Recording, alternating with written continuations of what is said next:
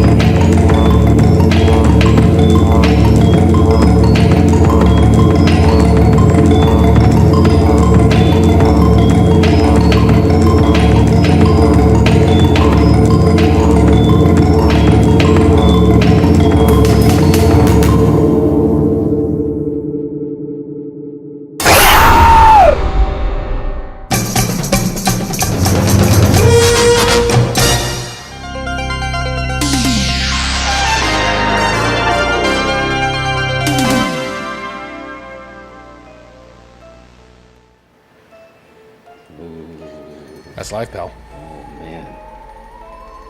All right. I feel it in the air. I can't believe. We can't hear you. What's going on? Can't hear me? No. Oh. Really? Is that better? Yes, now we can hear Okay. I was doing this gimmick and I didn't know if it worked. You gotta wait for the cameras, pal. Yeah, that's what I was. What is going to happen indeed? What's up, Mac? Yeah, we're back in the house. We took a little Fantastic Fest break, but we back. Time to celebrate our favorite season. Although technically we've been live. We aired on our friend Rainbow Fright's page for some Halloween fun. That's some trivia. That was good. That was good. Yeah. The poster game was really fun. So if you have not seen it, go check it out at Rainbow Fright. But yeah, man, we got some stuff to talk about. Terror Tuesday, and I'm not talking about next Tuesday, which is Terror Tuesday. I'm talking about the Terror Tuesday Yesterday. Terror yesterday. Terror yesterday. Tomorrow is Halloween. Yeah, I'm ready, man. So we had a busy horror movie month. Although, did we even talk about when we were in Vegas for the Joe Bob's Jamboree? That just kind of flew by. It did flew by. And I think we kind of like put it in the back of our minds because of all that drama that sort of spooled up at the end. Yeah, but there was 3 phenomenal movies. The booking on that night was unreal good. Prince of Darkness. All right, camera's on now. Oh, there it was. I was just reading. That's why we got to show up for rehearsal. Yeah, I was just reading this book. I didn't know if anyone knew. Oh, you caught me reading. Yeah, you caught me reading, which is doesn't happen. Terrifier 2, the novelization. What? Can you believe it's 2024 and you said it? Chris Jericho said it. Art is going to be taking over the world, and art is at Cinemark. Art is at AMC. Art is at Regal Theaters. Yeah. Like what? Art's on Wall Street tomorrow. Art is ringing the bell on Wall Street. I feel like that's the perfect setup. Are you sure they're not filming a scene? I have no idea, but I that'd be a feel good like he's idea. filming a scene right If there. you are, a very intuitive filmmaker, you just go ahead and capture that. Right, you might as well. I think somebody will be out there with a DSLR or something. Oh man, but yeah. So we got a lot to catch up on. But let's since we were just talking about, we got the book. We got obviously, if we saw the screening here of Terrifier 3 at Fantastic Fest. But man, that thing is just like, there's so many movies coming at you. 23 movies in 8 days. So you felt like punch drunk from movies. So I just took an afternoon break and went and saw Terrifier 3 again in an empty theater. Because who's going to go see Terrifier 3 on like a Monday at like 2 o'clock after lunch? This guy right here. And I did, man. And it was somehow more intense. And for no joke, I kept looking behind me. I kept hearing things behind me. But I just couldn't believe how intense that movie really is. I mean, I guess you should say not just that movie, the entire series. It's the word to describe it is, because I brought my son, right? Because that's why I went, and it's just, he's like, I have so much adrenaline right now.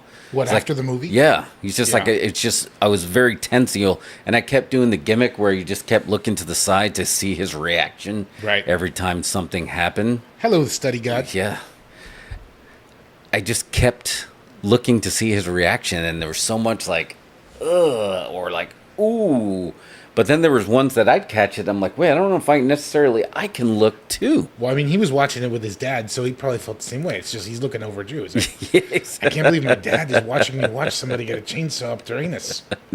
Study guy, we're currently talking about Terrifier 3 in the Terrifier series, because I wanted to talk to you about it, Maria. We did not get a chance to talk about it. I saw this tweet from Damien Leone that it says for those that are...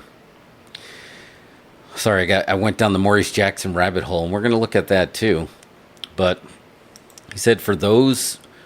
Where is it? Man. Here's a promise. Fans who appreciate and champion the fact that the Terrorizer franchise does indeed have a plot will feel extremely vindicated when all is said and done. Thank you for subscribing to Study Guide. Love that. All right, thank you. Appreciate it. Yes. Wait, say what you said again. Yeah, so I was just reading a Damien Leone tweet from 2 days ago. Here's a promise. Fans who appreciate and champion the fact that the Terrorizer franchise does indeed have a plot will feel extremely vindicated when all is said and done. I mean, I know it has a plot. I feel fine about it. So you don't feel like there's any... Anthony, what's up? What's up, Anthony? Do you feel like there's any plot holes? I mean, yes, there's a ton of plot holes. There is. There's a ton of plot holes, but I mean, that is the essential construction of any movie. Right. Well, I think of horror movies in general, because if you say Friday the 13th, and we'll go through all 12 of them, even the hockey mask is not constant. Well, no, you don't get that till part 3. Right? Of 25% into the series. Right? Yeah. But there's no... You had his mom. Should we put a spoiler alert for a movie from 1980? No. Everybody who worked on that is dead now. You have his mom, right? He's the first, and then the second one, and they had a through line till about 4, right? And then you had paramedic Jason, and then you had them bring him back to life with the Tommy Jarvis lightning bolt, Thom Matthews. Yeah. Yes. Thom brings him back. But there's so many plot holes. Like, really so many plot holes. Mm-hmm. I was... The only one that really stuck out to me, and I've since cleared up this plot hole with Terrifier 3, was the little pale girl. Because she's probably one of my favorite characters. I like you guys scream. Oh, live. Oh, I got you. I thought you were going to say Scream or Scream movie. But remember I was telling you, it's just like, where is she? Like, to me, she's even scarier looking than Art the Clown. Right. The little pale girl. Study, I don't know. Might not even have we just do this for kicks. I don't know if we have any kind of donation set up. Tell your friends to subscribe. Yeah, subscribe, and share. We do appreciate the support, but we're just doing this for funsies. But I don't know if you knew this or not, but the little pale girl possessed Victoria Hayes, who, again, she is also more terrifying Wait, who's looking. Victoria? Victoria Hayes from the third movie? Yeah, well, she's all three. She was the victim. Oh, Anthony, thanks. There you go. We do got a one up. I didn't even know we had that. Solid. I didn't even know. Appreciate it, man. Yeah, we didn't even know. But yes, she was the victim in the first one, the survivor in the first one. Right. And then she lost her mind in the second one. Apparently, little pale girl possessed her, and she is now carrying that spirit, which is why Art needs to be near her. Did you know that? No, I think I only knew that because I did read that after the fact. Okay. Yeah. But it was never really made clear. It's not clear in the movie, no. No. But they addressed it, which is the most important thing, which is why a lot of these movies will kind of just go off the rails and they say, screw it, we're going to do it. But I do at least like they address it, because to me, that was it. Now we have the through line. We have Sienna Shaw versus Art the Clown. You know, and they might bring in help and assist, like her brother, maybe. Spoiler alert. I don't know if you saw 3, maybe, because that's not clear either. So that I don't even know if you can call that a spoiler, right? Because that was just implied. So I don't know. I feel good about his tweet, because I feel like he's going to button this up. He's going to button it up nicely. Yeah. No, I think he's definitely planted a lot of seeds, and I think there's a lot of room to sort of like bring things all together at the end. Yeah. You know, I'm not super concerned with where it's going, because I'm enjoying each film as they come out. Yeah. You know, I'm enjoying the ride, and each one of them is just a very unique film, you know, and you could see the evolution. Like you were saying, your son just saw 3. He hasn't seen the other ones. I think it's a neat experience to watch them in reverse order. It is, yeah. Benjamin, Benjamin Button style is the way to do it. Watch it from end to beginning. What's up? I don't know how to say your name, or else I would say it, Japing, right? Give you a shout out there. Study God, thank you for your support. Yeah, like I said, we do this we do this when we feel an inkling, when we feel an itch, like a dog, if we feel something behind the ear, and it's just like it's Halloween. We always have a Halloween show, so we do appreciate watching live. We'll throw some shorts up for this after that, but yeah, like, subscribe, and share is always supported. But it is a very unique experience that we are getting with Art the Clown, and I was going to ask you this too. We were just talking about it. You have a VHS right there that's playing the first Terrifier that you told me the cameras that they were shot on. Do you feel like as it's going to get bigger, is it going to lose its grime, which makes it a lot really good? That first one was just really scary. And like I told you, I still think about the All Hallows Eve, the end credit when Art was trying to get into my soul, how scary that was. But that was a very personalized experience. Do you think it's going to get too big? I don't think so. I mean, I think, like Damien Leone's said, that he's been offered the opportunity to sort of like go full studio and reboot it. You know what I mean? With a noted script and not a rated R script. And he's turned that down, and it's like he's been successful every time. He's like the new James Cameron. You know what I mean? He just does his own thing, and he proves himself right. So I don't really think. I think as long as he's in control of it, each one, I think he's going for each one having a different look, which I really like.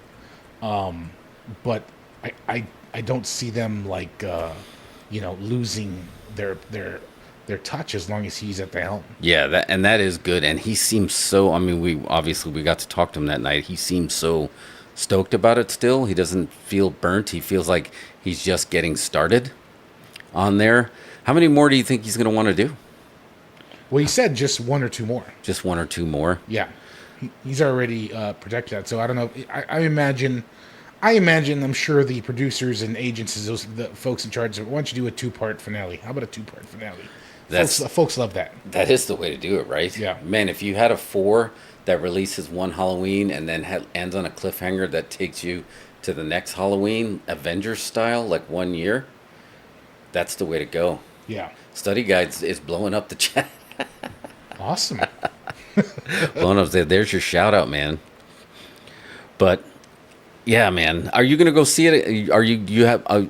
because we were talking about this. This movie's going to have legs till Christmas, obviously because Yeah. of the Christmas gimmick. It did a Nightmare Before Christmas gimmick, where it's just like it's a Halloween and a Christmas movie, and Right. they released this at a time where this truly could go take us all the way into Christmas. It's going to have no competition starting next week. Yeah. Right. I think the next horror drop actually is going to be Nosferatu. Terrifier 5, The Phantom Clown. Yeah. Oh man, yeah.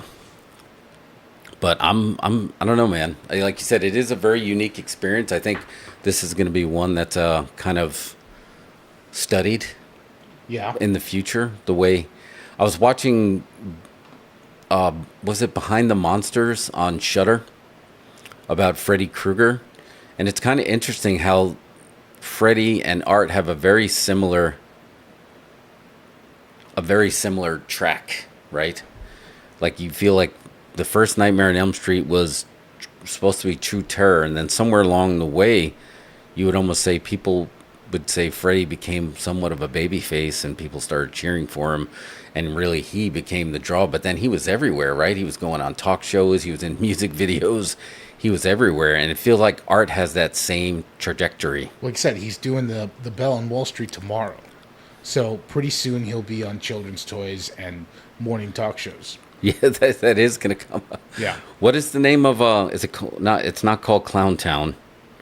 What's the place where Sienna, when she dreams, Clown Cafe. Clown Cafe. Which sounds like a great morning talk show. I mean, how many years before they just say, well, let's just make an actual clown cafe, and people just go get a burger or a steak with Art the Clown, bloody. Mm-hmm.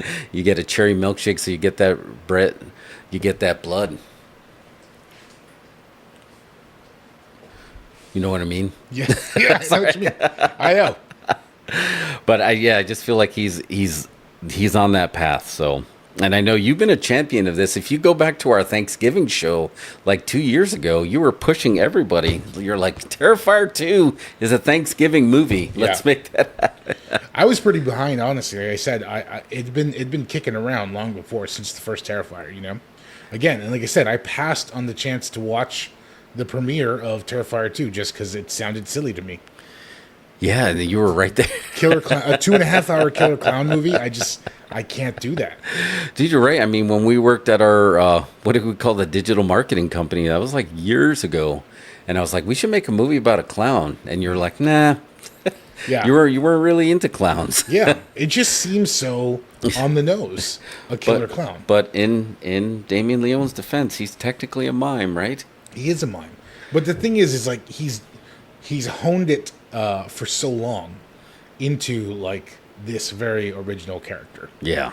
Which is a killer. Let's face it, a killer clown's the most generic idea you could come up with. No heat, Damien Leone. Obviously, it's great. I mean, what he's done is amazing. But like he's taken this very sort of like an idea that folks would see like as a derivative or just kind of like been done to death,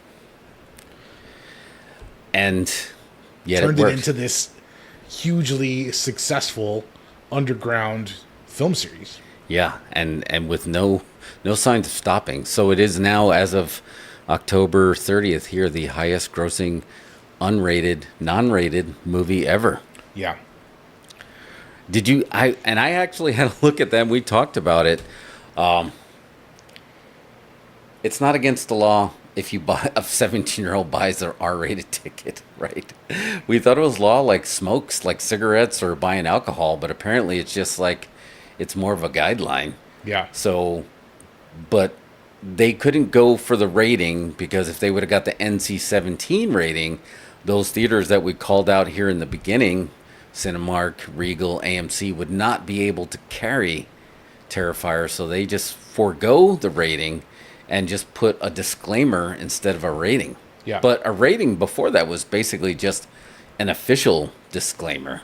Yeah. But how much would that have changed that? Because I don't want to steal your heat, but you gave me a cool fact, and I didn't realize how this is really affecting all of Hollywood about the movies that are running in parallel with Terrifier.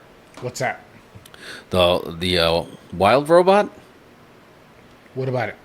You remember yesterday you told me that the ticket sales for any screening of the Wild Robot that is Oh, playing. did you read that article? No, you told me about it Oh, yesterday. yeah. There's articles that have said, they studied and they said the Wild Robot saw a significant uptick in ticket sales because people were buying tickets for that and sneaking in the Terrifier.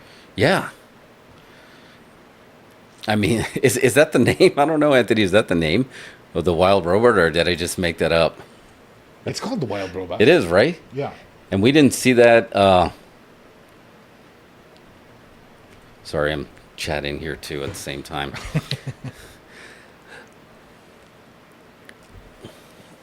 What? Go ahead. No, I was just saying that it's just like how it's made a lot of money because a lot of people made the agreement to we're just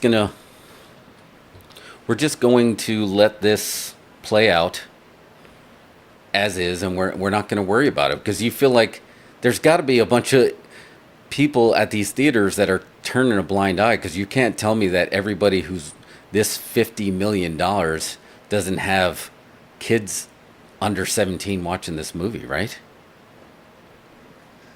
Say that again. Just saying that this movie, you can't tell me for $50 million that it doesn't have a bunch of repeat viewers in there, right? Oh, that for are sure. under 17, But I think you've got a lot of trickle viewers, people that are just coming in. right? Yeah. So I don't know, man. It's an interesting experiment that all of a sudden in 2024 we realized that the Motion Picture Association of America rating system was just a suggestion this whole time. It's always been the suggestion. It's not real. But people respected it like it was the law. Yeah, people respect it like it's the law, but it's not really a thing. It's just sort of like it's honor system. It is, man, and I think we're seeing, and study guides kind of proving that, right? We're starting to see cracks in the matrix, right? We're starting to see through the seams. Yeah. That this is, I mean, you can't work a worker is what a wrestler would always say, and a lot of this is a work. That I just can't believe that all of a sudden, like, yep, all the stuff that you've been, everything you thought of this whole time really doesn't matter anymore. And now once that paradigm was blown away, a lot of money was made. Yeah. A lot of money's has been made. Yeah. I mean, what is it? You said it was 50 million Yeah, it's over 50 million off now. of a $2 million budget. That's a pretty good return. Yeah, And it's gonna stream exclusively on Screenbox now, which Screenbox was, I mean, who had Screenbox Right. until Terrifier hit it? Now, Right. now you got to get it just to watch the movie. just to get that on there. Yeah. Although I think Amazon has some kind of deal on there too. Yeah, we're actually. I'm a Jeepers Creepers is a good movie. I know didn't the director get canceled and there was some heat, so we never even got to watch part 3. Yeah. Then they wouldn't even show it in theaters, and then it became a Fathom event. Yeah, I think he broke the law pretty significantly. Yeah. Yeah. There's been just so many cancellations of people's and stuff that I can't keep track of. Like, I don't think he got canceled. I think he broke the law. Right. Significantly. Yeah, this might not have been cancellation more than an arrest. Yeah, more like maybe an that. arrest was made. Yeah. Man. But yeah, and I guess you think about it though, thinking about what he's talking about here with Jeepers Creepers. I've never seen any of those. No? No. There's a pretty funny meme that had just made its way through this year, because for whatever reason, this thing that is like only comes out like every 36 years had the time to go to the DMV and get a custom license plate. Oh, man. But yeah, I never did see 3. The second one was good. It was the first one that was a little, but that's when Justin Long found his sea legs in the horror movie. And then if it wasn't for that, we got what was the Kevin Smith movie? Walrus? Tusks. Yeah. Oh man. So, but let's jump back to. I mean, even though there's a lot of behind the scenes drama that was happening at the last drive-in, this past jamboree, it was still a good time. It was really good programming. I feel like it felt more like, we got to use pro wrestling terms because that's what we do. It felt more like a house show It was definitely a house show. Yeah, then Well, I mean, it was legitimately a house show. They didn't broadcast it this time. yeah, they didn't, and I think they might be recording it for Patreon because they do have a lot of great John Carpenter footage that I feel like needs to get out there. Like we recorded some, and you can catch some on our page. Yeah. But I think it would be great, and I don't know, maybe they're saving it for their Patreon. But it was still a good program just to get to see Prince of Darkness. I was watching that, and it wasn't just because it's legal in Vegas. I felt like I was watching it with different eyes for the first time, right? My brain might not have been ready for it for the first time, where now I really want to dive deeper into it. I mean, that's really for me, that's one of my favorite John Carpenter movies. I feel like I love a movie that blends like religion and science. Yeah. And does that crossover.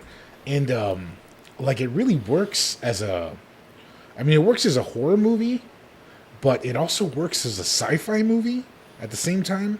I'm surprised that there has not been another movie, show, or something that has taken that element from Prince of Darkness, that repeating scene of folks having the videotaped dream, Right. and they're receiving the video transmission as a dream from the future. I don't know.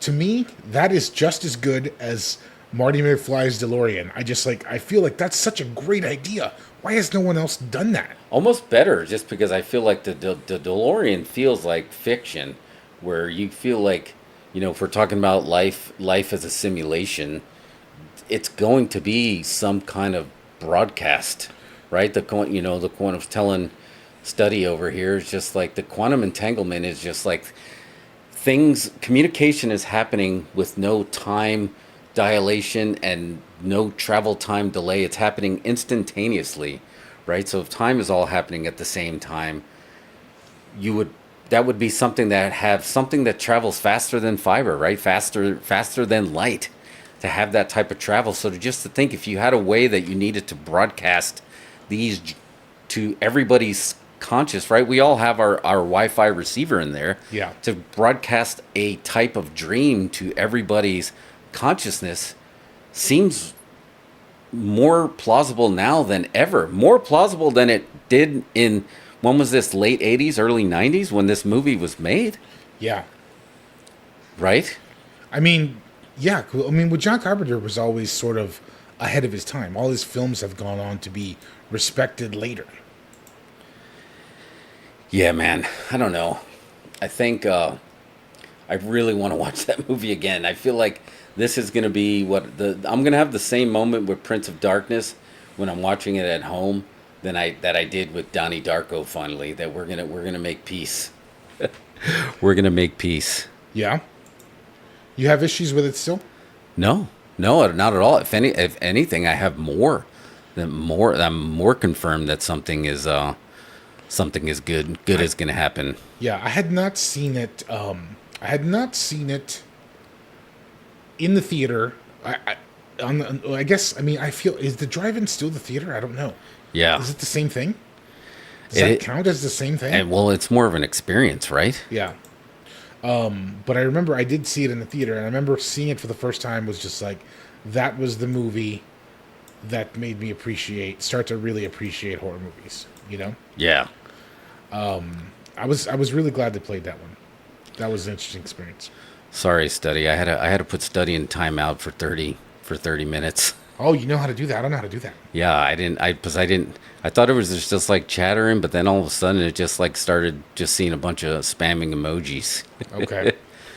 So I went and put it in a timeout. I didn't do a ban though. We'll give the benefit of the doubt. Yeah. So yeah, you can just put a user in timeout. We've never really had to do that. Shout out, I guess. Because again, we're just chatting here. Yeah. But literally nobody's watching but like my mom and your aunt. That's about it.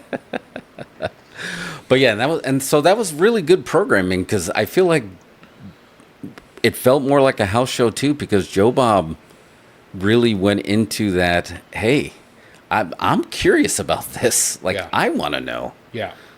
So I just wanted to see what was going on. I Right. wanted him to sit here and explain it to me. Yeah. And it was hard enough that he didn't seem like he wanted him to even there to, like, they had a lot of trouble getting him there, right? Because it's like he didn't necessarily want to be there. Yeah. So then not only did he get him, He went there and had to get just Ubered out to catch another plane to go somewhere else the same day. that was pretty unreal. That's wild. Have you ever done that? Have you ever flown two places in the same day? No. Is that your life? No, can you imagine? Yeah. Yeah. I don't know. It was good. And then we literally just watched him drive away, and people were like cheering as he was driving away. Here's my biggest takeaway from the Joe Bob's Jamboree. If you're watching this, you're planning on going next year. Take this time to find yourself a nice FM radio Yeah. that you like, that has a good tuner and good sound, and that runs on reasonable batteries. I mean, there's lots of battery solutions you can do now, but definitely invest in an FM radio and bring it with you. Yeah, I don't know, man. Yeah, I guess we were just driving rusty. And then these new fandangled cars, man. Well, the cars are not driving ready. No, they're not, because it just kept turning up. Yeah, like the car just turns off. It's just like, no, I want to hear the radio. No, we're shutting off. I mean, modern cars turn off while you're driving, so it's just like the radio is not even. It's like not even a thought. And even in these new car defenses, even back in the day when drive-ins were the norm, they weren't all-nighters. Yeah, we were asking. There was that part of me is like, okay, yeah, we're probably the battery's gonna die. yeah. Because we were just asking it to stay, and we didn't even stay all the way to 6 a.m. like some people did. Yeah. So shout out to those people, man. Wow. But surely modern day car batteries got to be able to run a radio all night. Right? It's not like it's running off a double A. Right. But yeah, I mean, it was still a fun experience, and we found out though, like the Universal monsters, which I love. I mean, I love the vibe of it, and I want to talk to you about something you didn't talk about yet, but as far as like if you were very tired and you have an early flight to catch, those aren't the movies that are gonna be like, hold up, wait, I want to see what happens. Yeah. Right. Look, this is a hot take right now, and this is gonna rip the trades apart. It's gonna be front page. Frankenstein is boring. Frankenstein is a boring movie. And just think, Frankenstein back in 1937 or whenever it came out, Yeah. people were running out of there like it was Art the Clown, Yeah. Putting a chainsaw up someone's butt. The only thing more boring than Frankenstein is Dracula. And those were the two. And those are the ones they showed? Look, I mean, don't get me wrong. I understand they have they're super significant and hugely obviously. It was 1920s or 30s, whatever, and they have their time and place, right? But for me, that's like Sunday morning at your house with your grandparents. Yes, relax. Something like that. I mean, like at the middle of the night at the drive-in, just Dracula. It just does not keep you awake. You got to be stoned or making out. Yeah. I think that's how you experience it. Otherwise, it's great ambiance for like if you just have a TV going. You're like, oh yeah, that's the original Dracula. It just plays. You don't even need sound. Like if you were shooting a movie and you shot it while Joe Bob's Jamboree was going on, that would be awesome because you have Dracula playing at the drive-in. Oh yeah, exactly. Now that's a great vibe. But actually, like sitting and watching Dracula, I'm not like it. That's a good way to put it. 100%, yeah. It was a really great vibe. It was a really great vibe. Vibes to the max. Yeah. And shout out to Sven Gulli. Like I don't know how to get, what is it called? Free TV or Freemo? Freevee? Whatever he's on. Freevee is on Amazon Prime. Is on Prime? Yeah, it's free. It just comes with it. So he has his own show, but his side characters and like his set, like I just been seeing it on clips on Reels. Like I started following him after that, and I was just like, the show just seems really fun. Really? Like it has a really fun vibe to it. But does it still air live, like in Chicago or something? I think it does, yeah. Because I was like, these characters, because they have like a Nosferatu character, and then they got the sexy vampire character, And they just did one little gimmick on Reels when they were just like, you got to stop talking in 80s movie quotes. And she's like, slap out of it. And then like they were just getting in. And then they just rattled off all these 80s movies quotes. And I'm like, can you imagine? There's probably some good writing going on that. There's some great writing. I think this is a hidden Like gem. if you get the right person on there, you could really concoct some really good scenarios. Yeah. Doing the whole movie host gimmick. Yeah. Obviously, like Joe Bob is still pulling it off, but he kind of does his own gimmick. He's just Joe Bob. But like, is that something that needs to even be brought back more? It feels Do like we need more movie hosts? I think we do need more. Because I mean, why would you even sit through a movie unless someone tells you what's going on? It's perfect. I have a lot of these. I think a lot of these movies, it really, really helps to have Joe Bob break in and give us some factoids about it. Yeah. It really helps these movies. Yeah. And like, here's the thing. People, you forget. Like, I know you can pause and you can rewind and, with your big shot remotes. But like, when the movie takes the time to pause so you can go to the bathroom, that's great. You know what I mean? Obviously, the Joe Bob facts are great, but at least you have time to go get another snack, go get another drink, do something before the movie comes back. Yeah. I just think that is a dying sort of thing. But it's a dying trade that shouldn't have died, because it's kind of like professional wrestling managers. It served a purpose, and I think people forgot the purpose. Yeah. It served a purpose. I mean, when you read any critic, and nowadays critics, to me personally, sorry for anyone who posts on Rotten Tomatoes, it means less than ever. We're back in the day, when Siskel and Ebert were doing, there was some credibility to it, but to me, when you have somebody like Joe Bob that is the fan, and he also is the historian and a proper journalist all together. Yeah. If he wrote an article today, like I read all the stuff that they post on Fangoria. Yeah. I read it because it means something now, because you understand that this is, a passionate trait of his, not just something he throws out there. Have you ever read his article about Texas Chainsaw Massacre? No, but I need to. Texas I know you talked about that. Yeah, it's kind of 20 years old, I think, but it's one of the best film behind the scenes kind of articles you've ever read. You should check it out. I'm sure you can find it. Yeah. We'll find it after the show. Does he have a proper book out? Does he have a book? I don't know if he has books out. I feel like he would have put out a book recently with his most recent sort of like fame, right? Like, yeah, I hope so, man. Because that's a day one purchase that I would love to hear. I would love to see that book. I'm trying to talk myself out of the glow in the dark figure. I mean, like, I don't know. Do I need it as just to hang on the wall? An old man with like all kinds of stuff, but like I don't know. It's pretty cool. The glow in the dark is what got me. Yeah, it's pretty cool. Although, did you see, speaking of glow in the dark too, did you see that Late Night with the Devil is the first ever VHS tape that has been produced in glow in the dark form? Kind of want that too. Oh yeah, and you were out of office on Friday, so you didn't see the Beelzebub Blash double feature that they had. No, I missed it. Yeah, and it's on demand now. I don't even want to ruin it, because I think it's good enough where you should go back and watch it on demand. As is, maybe next Friday when you're around, just watch it as they presented it, because I didn't expect anything from Satan's Little Helper, and the gimmick they had in there, I just think, wow, this is working so well with so little. I can only imagine how big this would have got if it was on like a bigger budget or bigger scale. I think it still would have worked. I'm gonna watch it tomorrow. But it's strangely enough, in that setting of just like, you can tell it's very, low to no budget, it worked well. That gimmick of just like the main antagonist having zero lines but creating this tension. Wow. And I was just like, and I didn't even expect that. Yeah.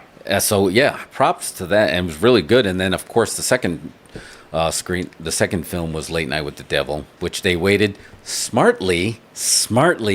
They waited late night to show that. That was not the first feature, and it worked better as the second feature than it did the first feature. Well, it also, I don't know if you've seen it since, but to me, it works better on the small screen than the big screen. Yeah, it did. It definitely did. It just kind of does. It did. And it's just like some movies, when you make a movie for the small screen, that's where it performs the best.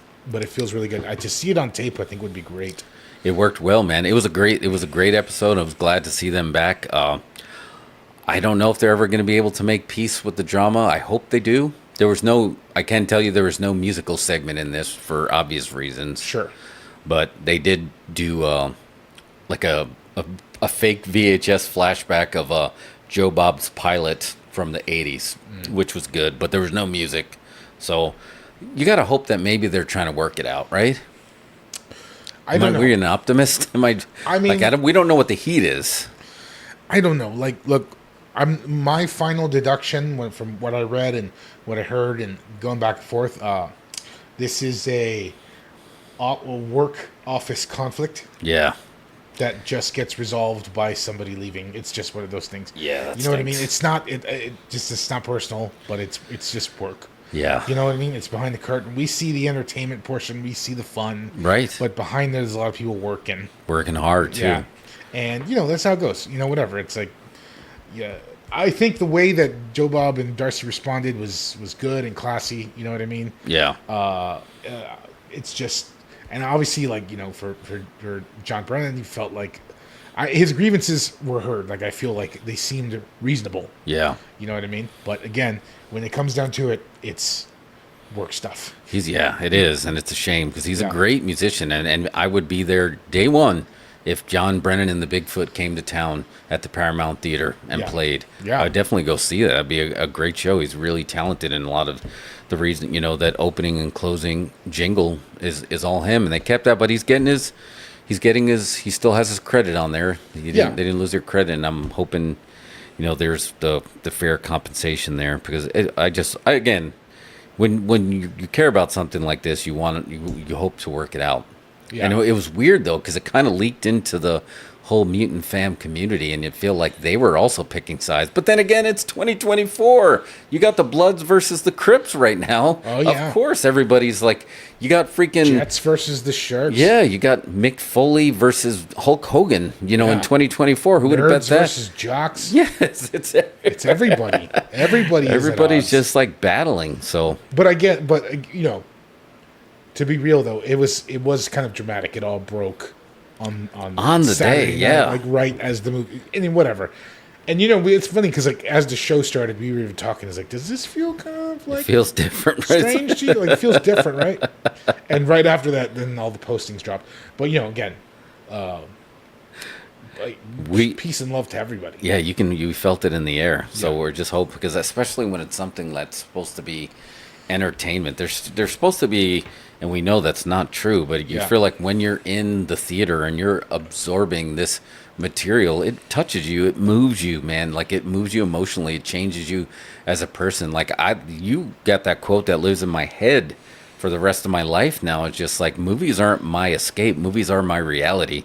Because it changes you as a person. I mean, we were raised, especially divorced people, or Gen Xers like us that are product of drinking out of hose water and divorced and latchkey kids, whatever you want to call it. I mean, we were, for better or worse, we were raised a lot on movies. And it's the thing, it's not everyone has that thread going through. It does. If you do, you don't. I mean, that doesn't matter. But like, I don't know, it's not just, I don't have to just like, movies coming and you want to see it and it's a big deal or whatever, and that's fine, and something's like, but there's lots of other movies that I just have to absorb. You know what I mean? Yeah. It's not an event, it's not a big deal. I just have to go absorb this. And I can't wait till it hits video. I've got to watch it in the theater. You know what I mean? Right. It's just, it's almost just like, I don't know, like some people water their plants. it's the same kind of thing. It's just, I need to absorb it from the theater experience. Right. No, and you get more out of it, and it's a different experience when you see a movie in the theater versus when you see it at home versus when you see it with somebody. I mean, there's those outside variables do change the experience. Yeah, and there's sometimes when you want to watch it with somebody, and there's other times you need to watch it alone. Yeah, there could be a movie that you watch with somebody, And if that's the wrong person for that movie, it is going to make you like that movie less. Oh yeah, for sure. It's going to make you really uncomfortable. And then when you see it with a different person and you get a big reaction out of it, you're like, oh man, Oh, right. I don't remember this being that good. Exactly. Exactly. So that's like a real thing. But again, like you said, we're more hardcore, but that's how we were brought up. So yeah, we are the person, if you see them sitting solo in a movie theater, that's sometimes us, and it's by choice. It's For sure. It's never not by choice. But the drive-in is a different one, because then you really don't. Then it really matters less, because you're just sitting in the car or you're sitting outside on the chair just relaxing. Yeah. But I'm back on the jamboree. I'm of mind. I hope they take it to another spot. Like if that becomes the regular spot for it, the regular home.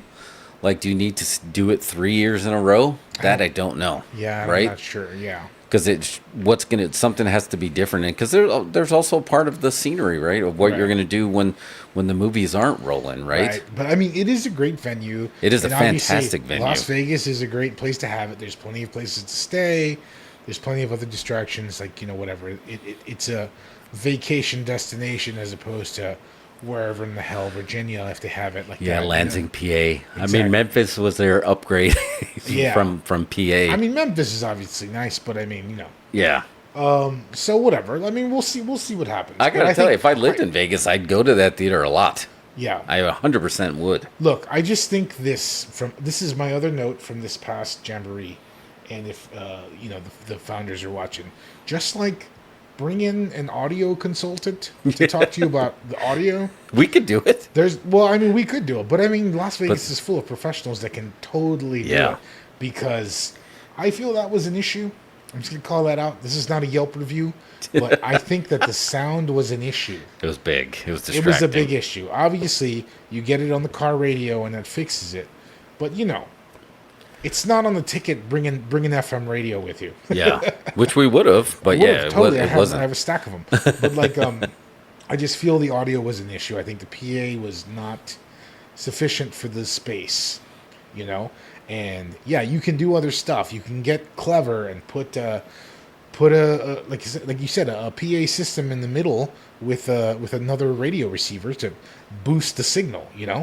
Do something like that. I mean, but if you were towards the back, you could not hear it at all. No, you couldn't. And that was tough. Yeah, when we walked to the concession stand, You hear nothing at the You concession. didn't hear it. That was weird.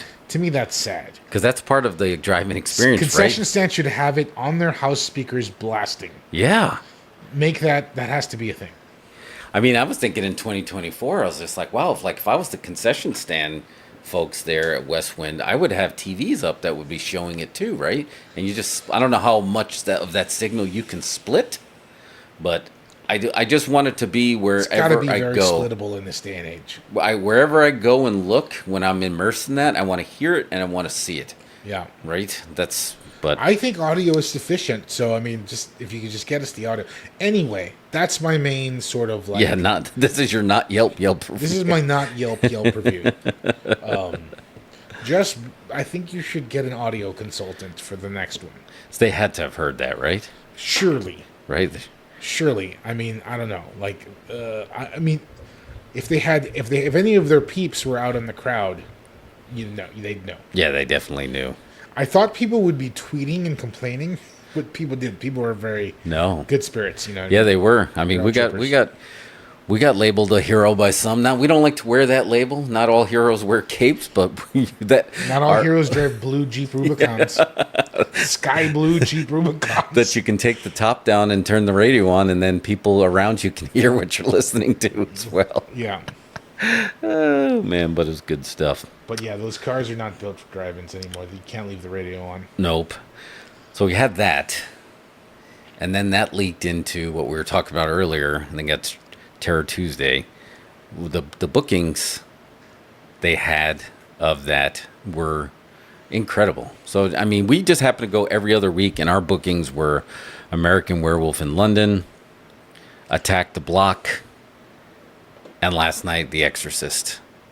And I mean, just it's a 30-minute haul for me. So as much as I'd like to go every week, and it probably would, and I'm not saying the other two were bad, but those three are just, To quote Seamus, banger after banger after banger, right? I mean, totally. Yeah. I mean, I ended up missing May, so that was the only one we didn't make it to. Oh, yeah, But- May was the other one, yep. But seriously, okay, so last night, Exorcist. Did I get an Exorcist image? I did. Here it is. Exorcist. Dude, before you get into your thought, I just don't want to lose it because of that picture. When that actually showed up on as a scene in the movie, were we the only ones that got that urge to cheer when we saw that? I absolutely that wanted shot? to cheer. I Yeah. wanted to cheer so bad. Like, I mean, Father Merrin shows up. Everybody's seen The Exorcist. We don't need to, like, give the breakdown. But when Father Merrin shows up at the end, that is, like, huge. Like, it should have, like, big music. Has anybody ever done, like, a super cut or a recut where you have big dramatic music? Because there's no music in The Exorcist except for the main needle drop. The theme drops twice. Yep. Once at the very beginning and then at the end of the movie. But when Father Merrin gets there, it's just like, it's like Mom and Karis and everybody, the doctors, has been trying to figure this out for 2 hours. And he just shows up, pulls up out of the cab, and the guy's like, "Do you want to hear the backstory? Why?" Yes, he just cut him off. It totally reminded me of like that veteran wrestler that wants to like call all these spots, and he's like, "No, we're just doing this." No. He's like, "I don't need to hear any of that." And the dude's like, I've detected 3 different spirits, and they all manifested this way. He's like, "There's only one." That's it. Like, he just shuts down the rest of the movie, and like, Mom's not even in that part. I thought that was. To me, that was stands out a little bit. Is like, wouldn't Mom run in screaming? Is like, what's going on in here? What is happening? What is happening in here? Because she literally doesn't come out at all. So, but like, it's just when Father Merrin shows up at the end, it's huge. Yeah, it was a run-in. It was 100% a pro wrestling run-in. Yeah, and again, it's just like I remember. As a kid, this movie being long, but you watch it now, it's not that long. It's shorter than Terrifier 2. It was. It just moves so fast. Once things start happening, I feel like it's got that first 20 minutes where it sets up the characters. And then once Reagan starts showing signs, the movie's just a rocket. Yeah. And it just goes, and it's just scene to scene to scene. And then when it I forgot what I was saying, but like I was watching this thing, like so many people walked out of that movie. Yeah. You know what scene was the most walked out scene? No. It wasn't the end, and it wasn't the vomit. It was when Reagan is getting the tests.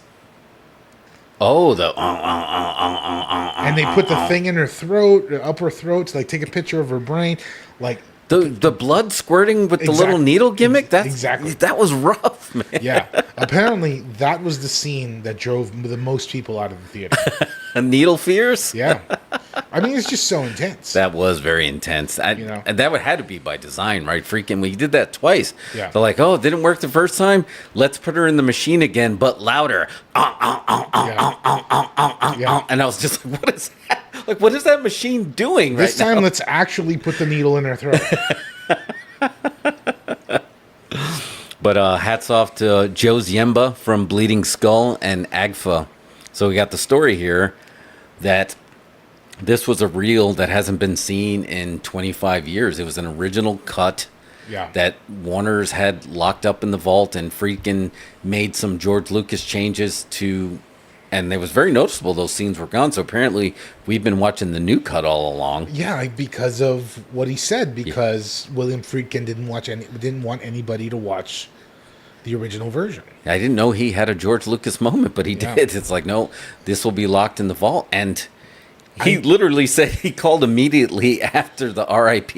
Yeah. And they're like, sure, you can have it. Yeah. I was just like, wow, that was like really impressive because Now, it did look really good. I'm just wondering why because believe it or not, I am a little bit informed on Exorcist cuts because of some bootleg folks that I watch on Twitter. But anyway, like when freaking did the recut, they also did like a recolor, you know, and they did some digital effects that changed it. And the recolor, I was watching some side by sides, and they did awful recolor. There was this whole thing that happened between 2000 and 2006 when we developed the technology to color correct on computers, and people just went crazy with it. You know, there was just a few years of movies where they were just all crazy colored. You know what I mean? It was just a gimmick. Did Ted Turner start that with the whole let's turn all black and white movies into color? And then it just people went nuts with it? This was just like for stylistic purposes, people started recoloring movies or just doing weird stuff with them. Anyway, apparently I was really hoping that it wasn't going to be one of those that they recolored. But yeah, this was before that. But it's odd that it's from 1999. It's like, why is there a print of The Exorcist from 1999? Right. What was going on then? Was it a re-release? Yeah, that had to, right? Because that was clearly not a 90s. Surely they play it every Halloween all the time. Somebody must have... How many of these reels... Again, this is a fascinating world that probably barely exists anymore. Like, how many prints of a film get made? I mean, lots. Not now, but when a film was only released on prints, a lot. It's like thousands, right? Yeah, thousands. Wow. That was part of the huge investment. I wonder, that would be an interesting Google foo of just like, what's the film that has the largest number of prints ever made? Because now you'll think about, you know, a wide release is going to get dropped on like 4,500 theaters just in the U.S. alone, right? But that's a digital file. They can only do that because it's a digital file. Because it's a digital file. Right. Like, I wonder how many prints have been made. Like, what's been the widest release? Like, it used to be the deal, I think, that if there was prints of the movie, they would send it to theaters, and then like they wouldn't send it to another theater that was in a certain distance from that theater. They would have to wait for it. Oh, wow. Until it goes over there. Kind of like what we were talking about, those sports blackouts. Now it's just showing up the road. You can't get a We're ticket. We're getting it in 2 weeks. And then on the re-releases, do the distributors keep that cut? Like, you're going to show it, you know, next year we're going to do another engagement, so why don't you just hold on to it? Or do they have to send it back and then it gets shipped again? I mean, I have no idea. Dude, this is a crazy world. I don't think you could store them. How did movies exist huge. Back then? Like, it just seems so hard. Yeah, movies weighed like 200 pounds. It seems so difficult. How did you do that? Now it's just on your phone. Yeah, and I'm curious, like, where does Quentin Tarantino, he must have a giant vault, right? Because, I mean, he's probably got a huge air-conditioned warehouse with a forklift. Or not a forklift, but like a genie or lift or something. Because where is he going to keep all of these? Yeah. Because he only showed, New Bev is only shown on film, right? Yeah. Which is pretty wild. And I know, I think Joe Bob was talking about somebody couldn't get a screening there because they have no way of showing a digital movie. Yeah. It has to be a print. Yeah. So it was pretty cool to get that 1990. I do appreciate that as an art. I think one can exist in parallel to the other. I don't think you need to get rid of one for the other. And I do appreciate the 35 millimeter prints and stuff kind of having that vinyl feel. Because you do like it. Like when we saw American Werewolf in London, you know, at the beginning of the month, you saw a lot of little red bubbles. And he explained those little red bubbles. And that was a pretty clean print too. Yeah, but it didn't. You would think in this day it would bother you because we're used to like an 8K no blemish image. I hate that. It didn't bother me at all. I hate 8K no blemish images. You don't like it at all, right? I don't like it at all. Like most of the stuff like on Netflix is too glossy. Like any of their self-made stuff, it's too shiny. And I know they can degrade it. They just don't. You know what I mean? It's just a preferred look. It's like the made-for-TV look. But isn't that wild how that can affect how you feel about the film, even no matter what the story is, when you have one little scene that you're like, oh, that it almost takes you out of the moment. Yeah, absolutely. I have a bootleg file. You should take it with you of Texas Chainsaw Massacre, and it's a scan of a 16 millimeter print. So this was like a home video version. Oh my god! Film reel, and someone scanned it and put it on a file. And to me, that's the best version of Texas Chainsaw Massacre I've ever Yeah, seen. this is going to make it feel terrifying. Like Because- you've got something you shouldn't be watching or Exactly. something. It's just like, yeah, like you just found this reel. Because that whole movie, we're still talking about Exorcist. We need to come back to Exorcist. But Yeah, I'm just saying that, like, and you know what? Exorcist and Texas Chainsaw Massacre have this in common. Because one is 73, one is 74, so it must have been what was going on in the zeitgeist. Yeah. Those movies are just all vibes. 100%. You know what I mean? Yeah. There's, like, I feel like Exorcist has more horror and graphic nature than Texas Chainsaw Massacre. Texas Chainsaw Massacre has, like, a couple of drops of blood in it. Yeah, not much. You know what I mean? Like, I think the title and just everything, sort of like the Leatherface chainsaw sort of like created an image in people's heads that they would never watch it. But there's not a lot of blood in it at all. No. There's no blood in Exorcist, really. Well, there's a little bit of blood, but Yeah, just the next it's shot. mostly just, green vomit. Why I think Alamo missed an opportunity to serve pea soup. Or maybe they didn't want to clean up the But mess. these movies are just vibes. Like I was telling you about Great The Exorcist. vibes. The reason this movie is not even really a horror movie, I don't think. For a long time, it was a mystery of For is most of she it, or it's isn't she? not a horror movie. It's like you got the cop walking around like Law and Order, talking to people, just like, hey, I just want to talk. You want to go to the movies with me, Buster? Yeah, and he's just doing his whole TV detective gimmick, you know what I mean? Trying to figure out what happened. And a lot is going on, and it's just like, I feel like it was one of those movies that could have been, it could have gone one of two ways. Well, I mean, obviously there was the book and everything, but it's just like, if someone had written that today, it might have been like, oh, she wasn't possessed the whole time. It was a gas leak. Something like that. And then that'll be just like, oh, but we thought she was possessed by the devil. Man, what a twist. But this one is just like, it gets to the very end. Marin shows up. He doesn't question it at all. No. Oh, if you called me, shit must be bad. So I'm getting right into Yeah, this. that's right. Yeah. Yeah, and it's just like, and makes you want, and I kind of respect what Joe's. He's another one you kind of respect what he says. His opinion has weight because you see what he represents and what he pushes. And he's like, sometimes maybe don't dig too deep because it might take you out of the film where next time you watch it, you won't appreciate it. But this film has a lot of stuff, ironically, that requires some digging. Yeah. Like we know if you see the cursed film series on Shudder, it talks about how it's a cursed film and stuff like that, which was a big thing back then, right? You don't hear that much anymore. When was the last cursed film? The Crow? I feel like it, yeah. But I mean, there was back then. It was just like I feel like cursed films was a big thing. Sure, yeah. And this one, at the time, it was the perfect timing too, right? It's still labeled to a lot of people as the scariest movie ever, and I think it's neck and neck with Texas Chainsaw Massacre. When any big publication does a list, those two are always battling Again, for the top. It's vibes. Yeah, You know what I mean? it's 100% vibes. It's vibes. Like Well- Chainsaw Massacre, the way it just sort of like builds the beginning with the ongoing radio broadcast, you know what I mean? Yeah, And just like not a whole lot happening.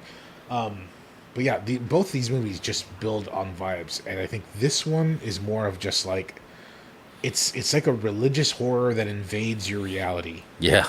You know what I mean? And they hit the what we talk about, the trifecta, right? Yeah. Everybody's smoking, everybody's hair looks weird, and everybody's car looks beat up.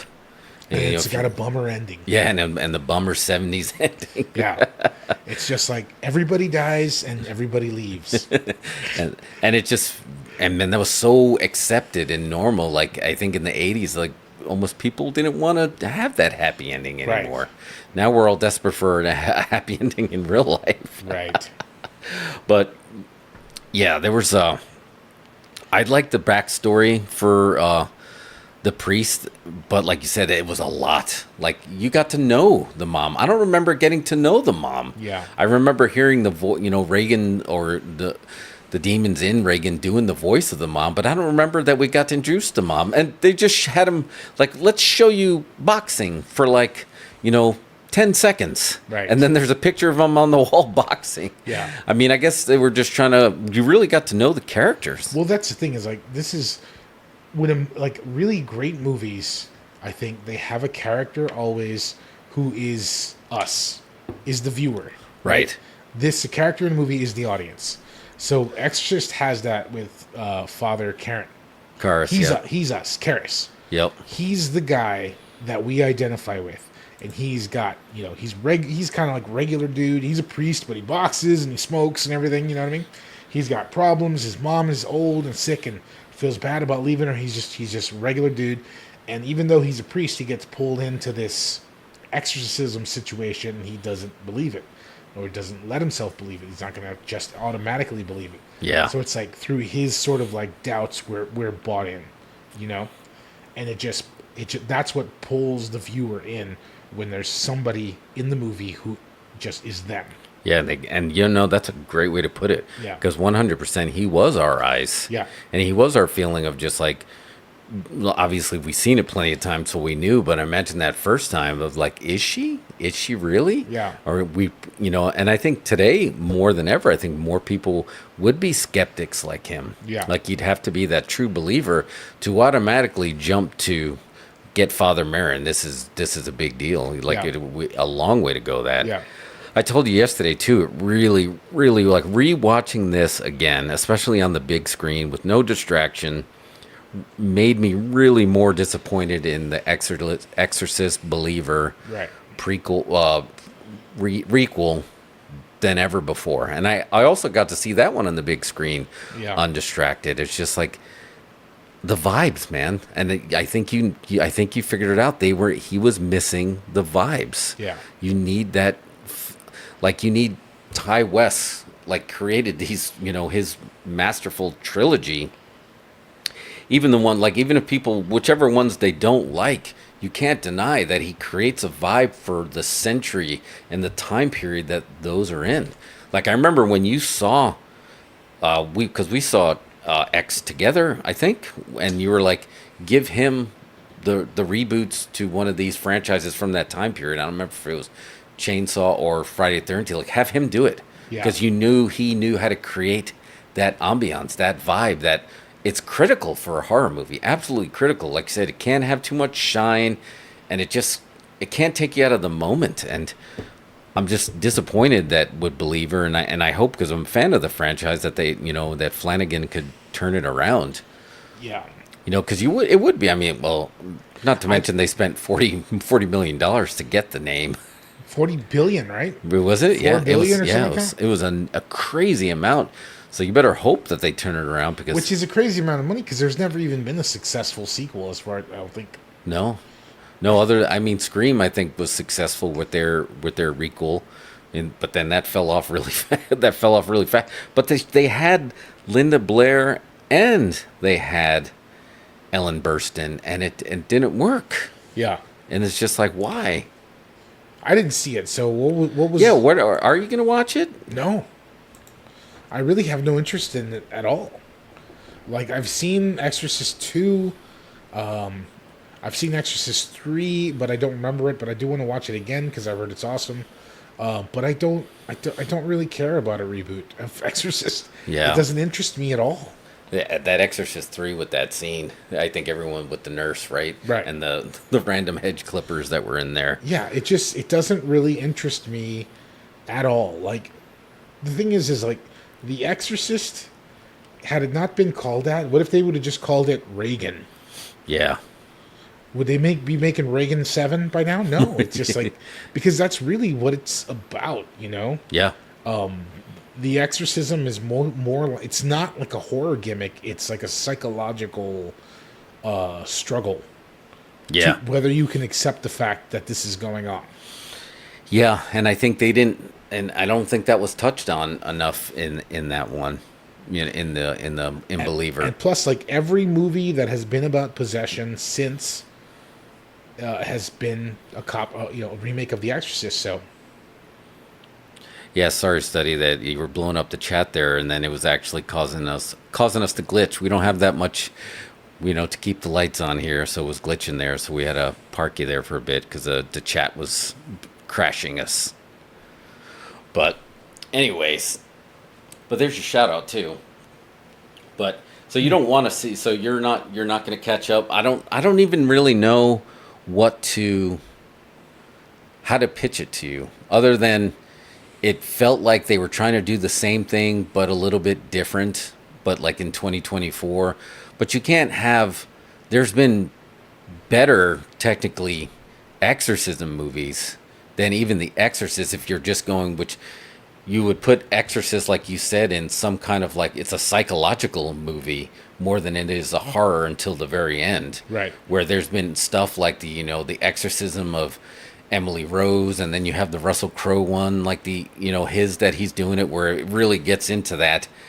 And that would have got, Exorcist Believer get lost in the shuffle of that, because you're like, well, we can't go as far as they do, but you can't go back to do what the original do. Then what are you going to do? Like the autopsy of Jane Doe, a fantastic movie, so good. And that was another Joe Bob one, and just like talking about a haunting, but this time in a dead body, like a cursed body. Like there's been a lot of better movies since then. So if you're going to do something with that brand, you're going to have to do something the heighten this.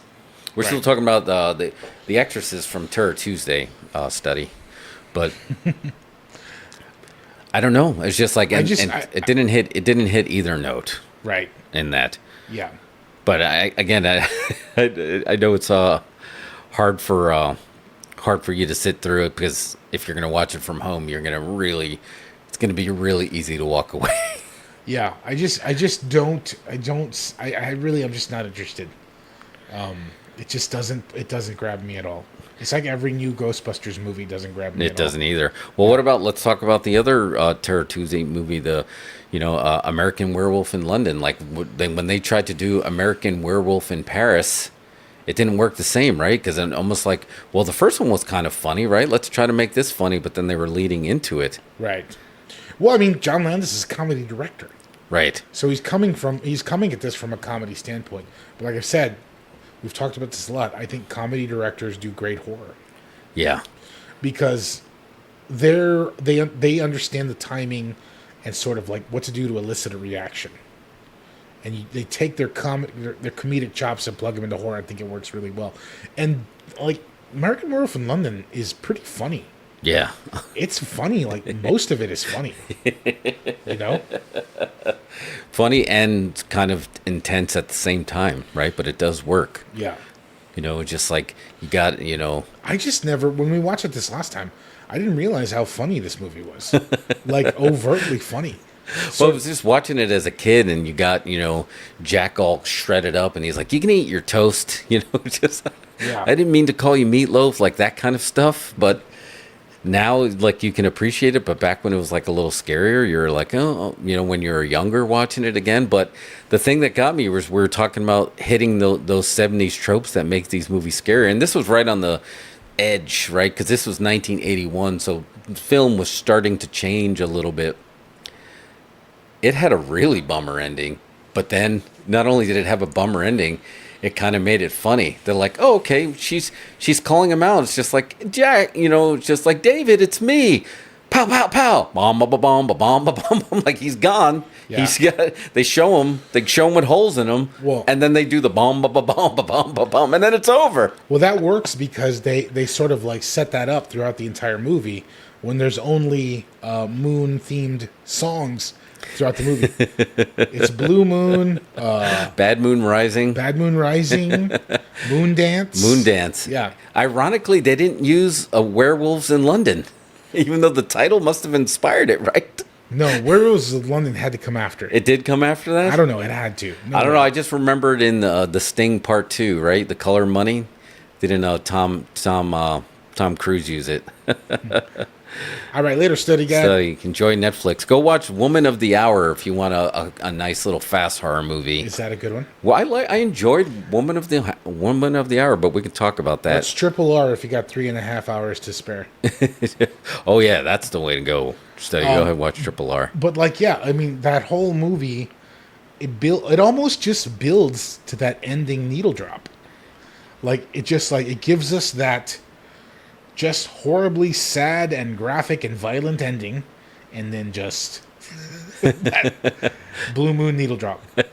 It did set up, and they really said that like there's no There's no chance. Like if you're watching Lost Boys, right? The chances is just like if you find the head vampire, you could survive this. Yeah. Like he had no way of breaking this curse. Like there was no saving this, and the whole movie theater way of the people coming up with ways to try to, there's ways you can off yourself, and they just started listing it off, and that shouldn't have. Back when you were younger, it made it funny, but it was really funny watching it now. Yeah. It's like you could try this or try this. I think the part that really got me was well, two things. I always remember this movie taking place over like a series of weeks. Like I didn't know it takes place in like 2 days. I thought it was like weeks, like multiple full moons, but it doesn't. It just happens like super quick. Yeah, just But then, okay, when we get to the end of the movie where he wolfs out and he's in Piccadilly Circus, and there's that whole extended Blues Brothers style crash scene where 100 cars crash and multiple people die. Like that is so wild. Like I said, it feels like pieced together skits almost. It did feel like that. That was I didn't even realize that. Wow, you didn't nail it. That was very Blues Brother, that whole thing. It's just absolutely like, Blues Brothers. He's in Piccadilly Circus and like he's causing all like this people getting run over and crashed into. Yeah. Oh man, yeah, that was really good. It was I forgot. It was really fun to watch that in theaters again, and I think when I first saw it I must have been, I don't know, 10 years old, but I do remember that was one that I did get to see in theaters. My dad and my brother were huge marks for the Wolfman, Sure. So any kind of werewolf movie we were going to see. Yeah. And when that was like first weekend, we're going to see that. So, which by the way, shout out to the new Wolfman coming out. Fingers crossed. We're talking about the Universal monsters being a little boring, but for me, the comeback after they fixed it, after that Mummy fiasco, and they fixed it and they got that Invisible Man, which was great. Fingers crossed for this Wolfman that's coming out. That was a hit. Yeah. Invisible Man was really good. I mean, that actually felt really scary. Really well done, yeah. Yeah, so I fingers crossed for that. Which, by the way, I'm jumping topics, man. I'm all over the place. Did you watch the Universal Monsters leak of the Frankenstein monster ride that's going to be at Universal Studios? You know how they're getting their own park now, right? The Universal Monsters. I mean, I saw a blurb about it. I didn't watch anything. So these animatronics are like the most state-of-the-art animatronics you ever saw, and it's like it's Frankenstein's granddaughter somehow trying to revive him, but it's got the creature from the Black Lagoon, it's got the bride, it's got Frankenstein, it's got Wolfman, it's got Dracula, it's got the Mummy. They're all going to be in this ride again, but it's like state-of-the-art. Yeah. Like this theater is going to, I mean, this ride is going to change everything for the Universal Monsters, which our Universal Monsters are Freddy, Jason, right, and Michael Myers, because they're 50 years ago. Yeah. These older monsters need a refresh, and I think this theme park mixed with these new releases that are coming out could do the trick. And then you got James Wan that's going to be doing Creature from the Black Lagoon, so fingers crossed that they're righting the ship, because we know Jason's ship has not been righted yet. But Yeah. anyway, back to American. Big digression, but back to American Werewolf in London. Did you like American Werewolf in Paris? Do you even remember anything about it? I remember not liking it, and I didn't watch it a second time. Yeah, and It just kind of like slipped away. yeah. Did John Landis direct that one? I don't think he did. But it was an official. It was they couldn't decide if they wanted it to be a sequel or a reboot. They got the guy from That Thing You Do, one of the best movies of all time, that got to play the Dr. Pepper role in there, David Naughton. But yeah, no, it wasn't worth it. And I think, again, coming back to it, the string, even though I'm babbling, the string is vibes. American Werewolf in London created another set of vibes that just make you feel like it's early 80s, but it doesn't feel cheesy in a way. Like these effects to me, still hold up. Right? And this is didn't they introduce a makeup award because of this movie? I don't just to give this movie an award? I don't know that for sure, but I mean, yeah, Rick Baker did win for this one. Yeah, he did, right? Like by a mile. That werewolf transformation thing was just. I mean, before that, it was just like slow crossfades, and the guy just gets hairier and hairier and hairier. Yeah, You know what I mean? yeah, is that how they did that? Even like I don't know. You're the filmmaker. Like, how did? I Oh, used to. it's not high tech. It's just the dude. They just put more hair on him, and they just fade and fade and fade. And get to it. I'm sure we can pull that up.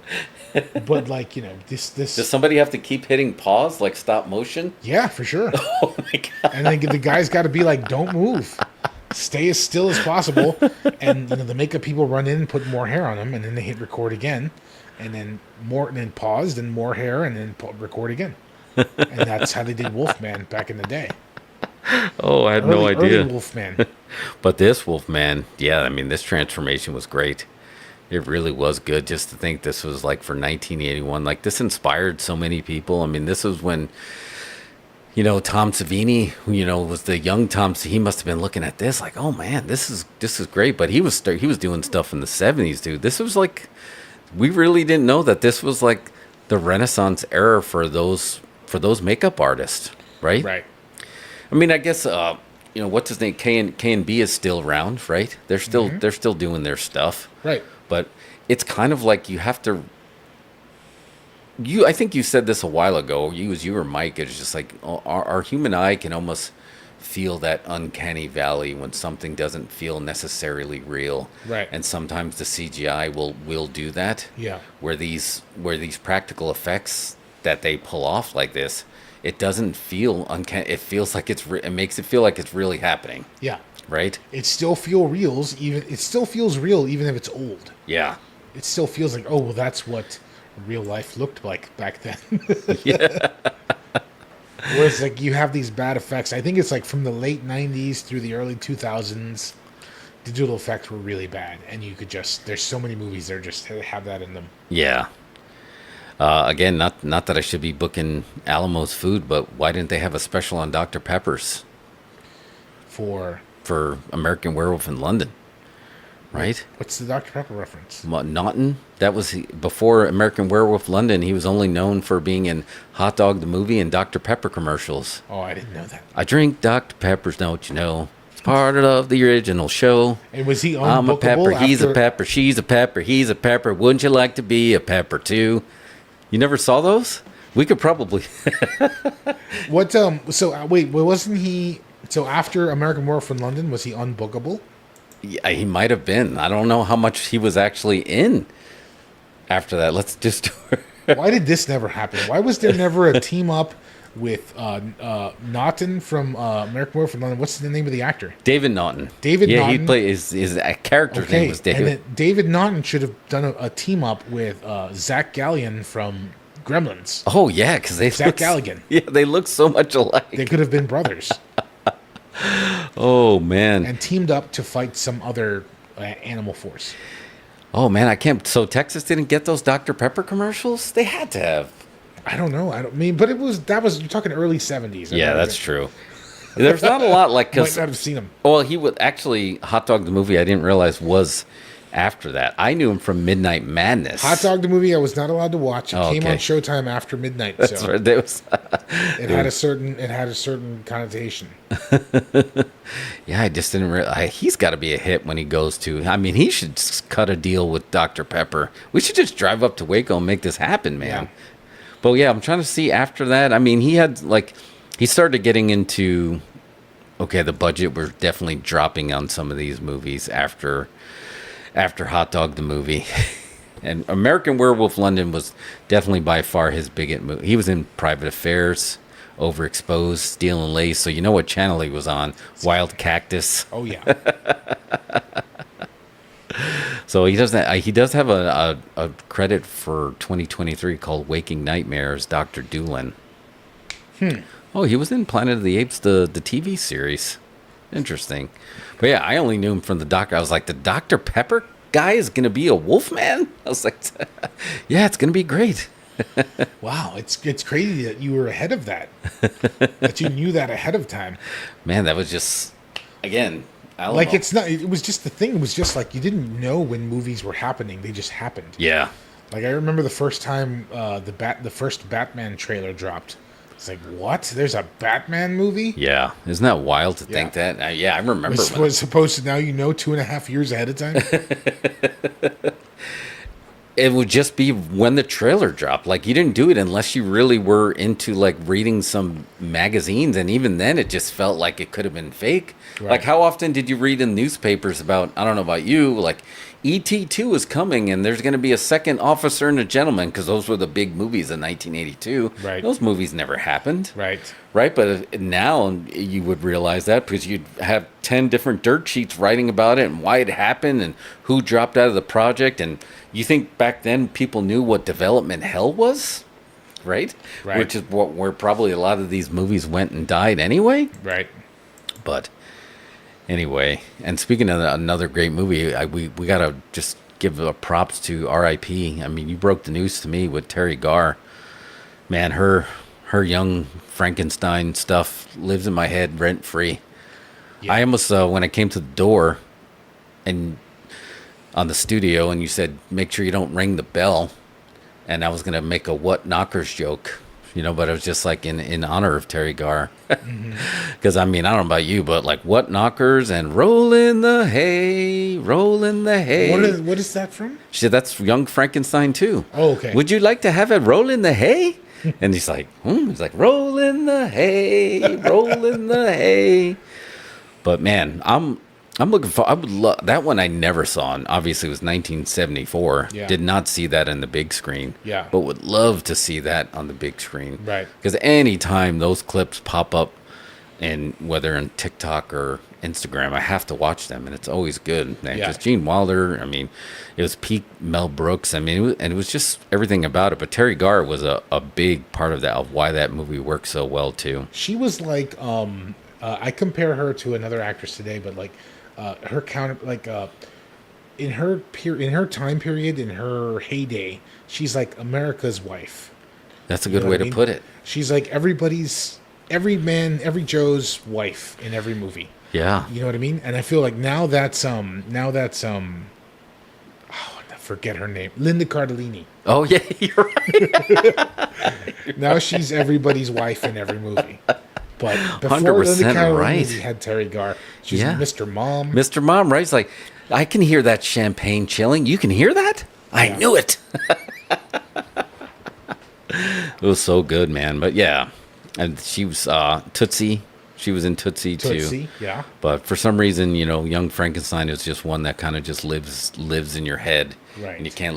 I mean, this Young Frankenstein was 1974. Like, I don't even know how young must she have been to be in that. But I mean, she was a smoke show in that for sure. Oh yeah, I mean, yeah, she probably got started. I'm trying to find her work career, but So she was about 29 in when she shot Young Frankenstein. oh wow, But yeah, I mean, that was just so good.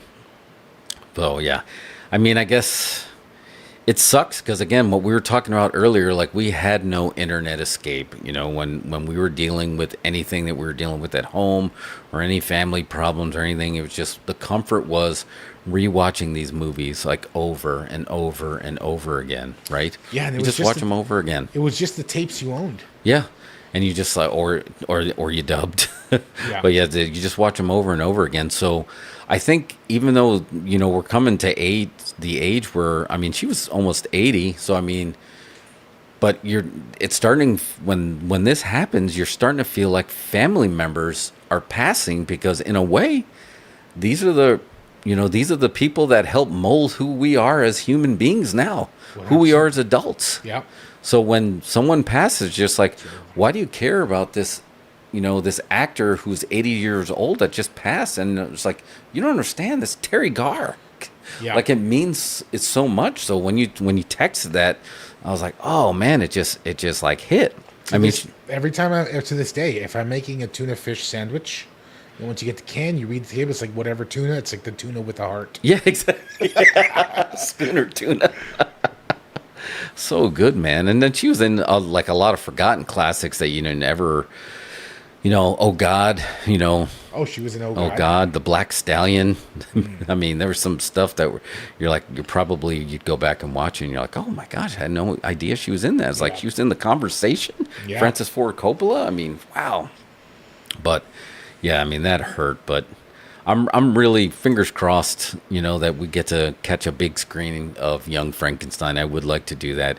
When I first moved back to Texas, and that was in 2005, it was when Alamo still had Rolling Roadshow, and Yeah. got to watch Blazing Saddles on the big screen that they had set up, and they gave everybody cap guns. And I was just like, yes, this is what I moved back to. This is what I moved to Austin for. This is what I want. Yeah. But you just realize that, like those early peak Mel Brooks movies are just spot on. Yeah. I don't know, and there's a couple like that happened afterwards that just don't live in my head rent free, and I don't know if it's because of my age or it's just because maybe it started to fall off. But I feel like after, Spaceballs, Dracula Dead and Loving It and Robin Hood Men in Tights don't live in my head rent free like the other ones do. Do they do for you? No. 90s Mel Brooks is not the same. I recall, I wasn't really introduced to Mel Brooks at a young age. I wasn't exposed to the whatever. I didn't know. Nobody was ever handing me movies and say, hey, you should watch this. They don't do, now everybody gets on the internet and that's all they say. Yeah. But anyway, so I didn't see Mel Brooks really until later in life. I knew Mel Brooks as, Life Stinks. Life. You know what I mean? And Dracula Dead and Loving It. Yeah. But then it's just went back and watched some of the older. I had seen To Be or Not to Be, and I remember that was one of the ones that repeated on cable. But it wasn't really until later, once you get to the age where you're partaking in pharmaceuticals. Then you're like, oh. And someone's like, "Have you seen Young Frankenstein?" I was like, "No." Is that the one with Yahoo Serious? Yeah. I was just like, "No." I was like, you got to watch it. It's funny. And then Young Frankenstein ends up being the funniest thing I've ever seen. And then right after Young Frankenstein, it's like, have you seen Silent Movie? And they put that on next. And that's the second funniest thing you've ever seen. Oh, man. So it's 70s Mel Brooks is peak. 80s is sort of mid. And then 90s is blech. Yeah, it starts dropping off. Yeah. It's funny that you say that because I just put two and two together because my first introduction to Mel Gibson, holy crap, Mel Brooks was High Anxiety, which was 1977. His partake on Alfred Hitchcock, and I just realized that my aunt and uncle that showed me this movie may have been partaking, and I didn't realize. Yeah, the whole time it's got the spinning sort of hypnotizing thing. It's like, whoa. You're tripping, nephew. Oh, man. But yes, it's funny, right? It's just what are you smoking? Don't worry about it. I didn't like that one. I didn't like Anxiety. It wasn't one of my favorite ones. Yeah, that one just I didn't like. Because, again, it's just I think I was always introduced. I was shown the wrong Mel Brooks first. You know what I mean? Yeah. Nobody showed me Blazing Saddles and Young Frankenstein. It was always High Anxiety and To Be or Not to Be. Which To Be or Not to Be is pretty good, but it just doesn't. I never really realized it was a comedy because it was serious. It was about Nazis and everything. That's right. It was. I still, it was that and History of the World, which, and speaking of new Mel Brooks, I'm still on, sputtering around in episode 3 or 4 of History of the World Part 2. Oh, okay. I'm just still sputtering around. It can't catch for me. It doesn't feel like it's going to catch. No, I don't think. The Kama Sutra is the only thing that still really works for me. No, that's just streaming these days. Yeah, it's just streaming, right? It's what it is. It's what it is. I mean, just yeah. They just popped it out, but finally, hey, they promised a part 2, and he delivered. It's finally here. I just picture Mel Brooks in his apartment, just being like merchandising. They put the name of the movie on everything. He does the narration of it, and it does make you feel a little bit warm feeling of just I guess he's standing behind it. Yeah, it's there. Yeah. Oh man. But and I was just talking. I don't know if you got a chance to watch Woman of the Hour. No, my mom watched it. She liked it. Yeah. Yeah. Well, it's the only reason I bring it up again is just for some reason then this news just dropped, but she donated. So the director dropped out again, stuff that you wouldn't find out before, but you found out now. Right. The director dropped out And she decided that she liked the project enough that she picked it up and decided that she was a big enough name, which she is. Anna Kendrick is a big enough name that she's going to be the director. Yeah. You know, and she created a vibe. And it was good. It was a vibe. I mean, I like it just because I just remember my parents watching The Dating Game incessantly. Sure. So just anytime I see that, that funky set of just like the Newlywed Game or the Dating Game, I'm just like a moth to the flame. It's going to pull me in. So when I saw that set, I was like, it pulled me in. And then when I think I've heard this in passing before, that there was a real criminal on there. So I was just curious, and then of course I watched the movie. Really good, solid. Was Ted Bundy on The Dating Game? This was not him, but it might as well have been him. It was the same MO. Like this dude, when it was all said and done, and they didn't even catch him because of The Dating Game. They caught him after that.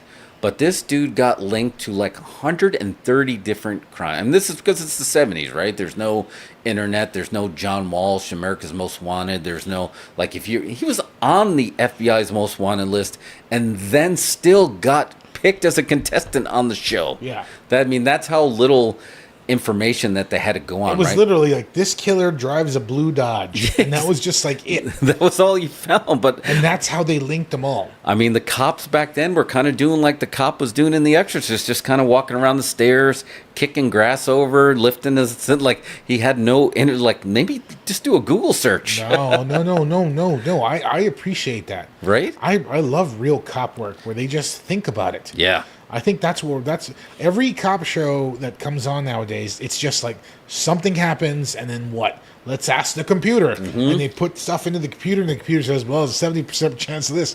I was just like, you watch like Manhunter, and it's just like William Peterson goes to the crime scene and just looks at it and thinks. Yeah. That's my favorite. That's a shoot too, dude. Yeah, that's 100% a he shoot. Just like thinks. I asked, like to my dad was NYPD. We've talked about this before, and his gimmick was like when he was driving around, and there's 4 of us, so I'm sure he was trying to block us out. Yeah. But also at the same time, when he's driving around, he'd do this gimmick when he go. And then one time I remember it's just like, and I'm like, what are you thinking when you make all these like faces, like you're trying to figure? And he's just like, no, I'm at work up here and I'm trying to figure stuff out. Like he was detective working while he was driving us to school. Yeah. Like he was just trying to like think about it. Like and like he took pride in any time he watched like a movie like Manhunter and stuff like that. He thought he was on the job when he was watching that, right? He was just like, look, this car, if you notice, this car was parked there. Right, and he didn't realize that he was kind of being a scripty, right, where he's looking for continuity errors. The cop in him was just like, well, that car wasn't there before. What is that car doing there now? And that would be the thing that would get him to like, hey, what is this car doing here? Right, he was doing his job. Yeah, and that shit's intentional. That like the director and the DP come up with. It's like, let's book the car here earlier in this scene, so it's like sets it up that he's there. Yeah, no one will notice it's here in the background except these NYPD cops. Right. Yeah. It's just wild that again, they don't do that. So seeing this film, that it really gets into like, wow, they had really no way, like how other than he was right there on national TV. Now they had she played with the truth a little bit, so there was some stuff. They're like, oh my god, I can't believe it didn't catch her. Just like, no, she didn't actually. I don't know what kind of spoilers you want on this, but it's a quick movie, so maybe I'm not going to say, but it's worth just a fast watch. It's a true story, though. Yeah, it's a true story for sure. But just they put some characters in there to add some intensity, but they tell you afterwards of what happened, and then I highly recommend our friends at Watch Mojo do a top 10 things from this movie that happened, 10 scenes from the movie, and whether they happened or didn't happen. And for much of the ones that didn't happen, the ones that did happen will still blow your mind. Like this guy was like battling with one of the other contestants, like he can't lose. I always get the girl, and had no idea. So when you go back and then you watch the actual Dating Game episode, which it's on YouTube for you to watch, you can watch it, and it's like, it's eerie, bro. It's eerie that this guy was kind of like Hannibal Lectering us and just doing kind of cat and mouse stuff, and realizing that his innuendos they were making were just criminal. Yeah. I don't want to say the K word, but yeah, this dude was like straight up like over 100 cases after DNA was discovered were linked to him. Right. And the true story that how he got caught, that was a shoot. Really? That's a shoot. So it's definitely worth watching. What is it called again? Woman of the Hour. Okay. Yeah. It's like in Netflix top 10. It's up there with the Sam Raimi one. But yeah, man, you want to tap? That feels like a show. That feels like a Halloween show. That feels like a Halloween show. I got one more thing that Yeah. I just want to mention to you because time is short. We're at the witching hour. Halloween is about an hour and a half away since we started late, and it's about to pass by again. And I know things are hectic and you can only watch so much stuff, but I really, really, really recommend if you can squeeze it in tomorrow or maybe even Friday. Friday still counts. Halloween season. I really think you should watch The Guest, which we missed at Fantastic Fest. We did. It's out again on a re-release, and if you can watch it, I don't know, whatever channel. To me, this is just like one that needs to get added to the Halloween holiday movie rotation. Nice. Okay. It's not like it's a no-sell kind of Halloween movie, right? It's not like one of those ones like Halloween where it's just like everyone's talking about carving pumpkins the whole time. It just sort of takes place at Halloween, and it's not really even a horror movie in a way. It's kind of an action movie. Okay. But the way it all just sort of builds and wraps up, I think makes it worth it. It's a quick watch. I think it's a 90-minute movie. I think you'll enjoy it. All right. And that's a show. What's up, Study God? Thanks for sticking around. Sticking around, bouncing around, whatever you want to call it. All right. Yeah, let's wrap, man. Let's get out of here. Yeah, let's wrap it up. We'll see you on the tubes. We'll come up soon. Don't forget to like, subscribe, share, and do whatever it is that YouTube does. YouTube's playing little games with us. They're playing little games. They're saying come over, then they're wait, and then they're saying come over, and then they're saying wait. So we do appreciate it. So we appreciate your support. So yeah, just like, subscribe, and share, and see the next time we're gonna go live, Study. Yeah, we don't know. Like I said, it just depends if we get that itch. So we'll see. All right, y'all. Happy Halloween. Happy Halloween.